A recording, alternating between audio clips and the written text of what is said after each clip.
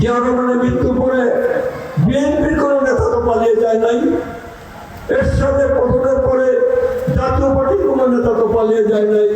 কিন্তু একটি রাজনৈতিক দল কেন পালায়, কেন বারবার পালায়? পালায় তার কারণ হচ্ছে শেখ মুজিবুর রহমান গণতন্ত্রকে ধ্বংস করে দিয়ে একদলে পাঠশাল ঘোষণা করেছিলেন। শেখ মুজিবুর রহমান আমলে 30,000 মানুষকে, 30,000 প্রগতিশীল মানুষকে, 30,000 মুসলমান মানুষকে তার রক্ষী বাহিনী দিয়ে হত্যা করেছে, মানুষের উপরে অত্যাচার করেছে, নির্যাতন করেছে। যেমন শেখ হাসিনা গত 16 বছরে এই দেশে অনেক মানুষকে হত্যা করেছে, হাজার হাজার মানুষকে খুন করেছে। 7 লক্ষ মামলা দিয়েছে বিএনপি নেতাকর্মীর বিরুদ্ধে, 8 লক্ষ মামলা। এমনকি আমাদের দলের বর্ষিয়ার নেতারা, আমিও যেমন মামলা আসামি হয়েছে আপনারা জানেন, এই মামলা দিয়েছে শেখ হাসিনা সরকার।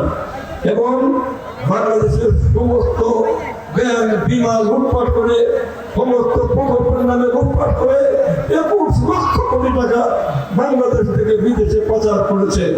এবং এই দেশে শিক্ষা ব্যবস্থা ধ্বংস করে দিয়েছে, সংস্কৃতি ধ্বংস করেছে, এই দেশে ধর্ম ধ্বংস করেছে, এই দেশ থেকে বিদেশি শক্তির তাবেদারকে পরিণত করার চেষ্টা করেছে। এবং তাদের পদগ্রহণ করে বিদেশিদের তাবেদারি করে শেখ হাসিনা আবার এখন ওই পলাতক জীবনের দিকে স্বপ্ন দেখছে, ষড়যন্ত্র করছে। আর যারা তাকে প্রশ্রয় দিচ্ছে, যারা তার ষড়যন্ত্র করতে চাচ্ছে, আমি পরিষ্কার করতে চাই, এটা বাংলাদেশ, আমরা বাঙালি জাতি, আমরা এই দেশের মানুষ।